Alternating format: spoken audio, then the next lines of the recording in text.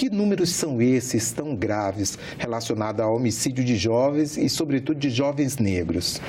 Olha, é uma das coisas que tem acontecido, né, há anos aqui no Brasil. Não é de hoje, né? A partir de 1998 começou a ser computado o mapa da violência no Brasil. E essa tendência desses homicídios só vem crescendo. Então, 63 mil jovens mortos no ano passado, dessa maioria, 77% eram negros, na faixa dos 17 aos 24 anos. Então, é uma coisa assustadora. Se mata mais jovens negros no Brasil do que uma guerra na Síria. A cada 23 minutos, um jovem negro está sendo abatido no nosso território. É a sociedade sendo roubada da sua juventude, é a economia perdendo também. Não, sim, porque tem dois fatores. Um dos fatores que nem nesse ano, que é os 130 anos da abolição, 70 anos da Declaração Universal de Direitos Humanos, né? 40 anos do Movimento Negro Unificado. O que você tem? E esse desarranjo que foi feito pós-abolição. Então, você teve mais de 300 anos de escravidão no Brasil, você faz uma abolição sem prover casa, moradia, educação, nada para essa população negra que sai, né, das fazendas e migra para as cidades. Nas cidades tem todo aquele processo de reurbanização. E, ao mesmo tempo, você tem, em 1890, a reforma do Código Penal que atribui a vadiagem, a capoeiragem como crimes, né? Curandeirismo como crimes. Então, você teve as primeiras políticas para a população negra no viés punitivista, não de inserção social, mas sim de punição. E aí sempre os mais atingidos foram os jovens. Então, quando se fala de extermínio, genocídio da população negra no Brasil, principalmente a juventude, eu me refiro que os primeiros jovens que foram violentados nesse país foram os jovens indígenas.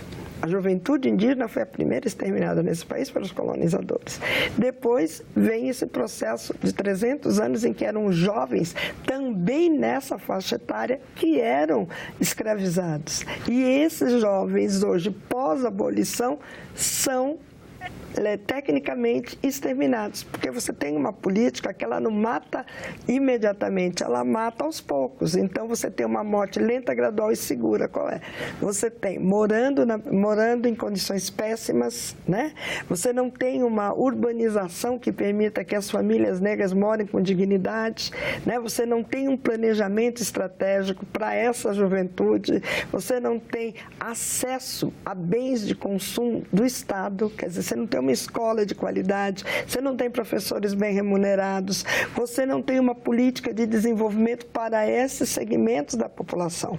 Então, se você teve 300 anos de escravidão, você não teve nenhum tipo de reparação, essa população ela tem à margem de todos os direitos. Então, a dificuldade de acesso à saúde, onde as mulheres negras não são atendidas com qualidade, onde essas crianças crescem, a dificuldade de vagas nas creches, né? Quando essa mulher tem que ir para o mercado de trabalho, a discriminação, esses jovens que não têm uma qualificação, porque saem praticamente da escola atualmente sem saber direito ler e escrever. Então, aonde esses jovens vão ser absorvidos? Agora, Deise, essas mortes, esses homicídios, eles acontecem em que situações? É violência policial? É tráfico? Como é que é? Olha, você tem dois viés. O primeiro viés é a violência policial. Até porque tem uma construção de uma identidade criminosa negra no Brasil. As teorias eugenistas, né? Essa identidade já foi construída na época da escravidão. Então, se você pegar os anúncios de 1800, 1700, lá procura-se negro fugido com tais características, né? Antes mesmo de Lombroso nascer. Aí, quando você vê pós-abolição, 1930, isso é reforçado. Então, você tem um reforço de uma identidade criminal negra. Bastou ser negro, né? Alto, face saliente, está pele escura, não. Ele é um culpado até que prove o contrário. E aí continuou isso. Quer dizer, essa coisa se perpetuou, principalmente em quais segmentos? Da segurança pública. Então, você tem uma justiça criminal, uma segurança pública no Brasil, em que bastou ser jovem, ser negro, você já é suspeito. E aí você tem as mortes, né, que acontecem com esses jovens sempre em confrontos com a polícia. Né? Deise, a gente está terminando aqui a nossa entrevista, mas eu ainda queria lhe perguntar perguntar um pouco sobre o trabalho de vocês, do mecanismo, né, de combate à tortura. Como é que você, em linhas gerais, como é que vocês trabalham? Bom, nós estamos em 11 peritos, né? Nosso trabalho é fazer visita em locais de privação de liberdade, então são abrigos, são hospitais psiquiátricos, são comunidades terapêuticas, né? São manicômios judiciários, são presídios e no sistema socioeducativo.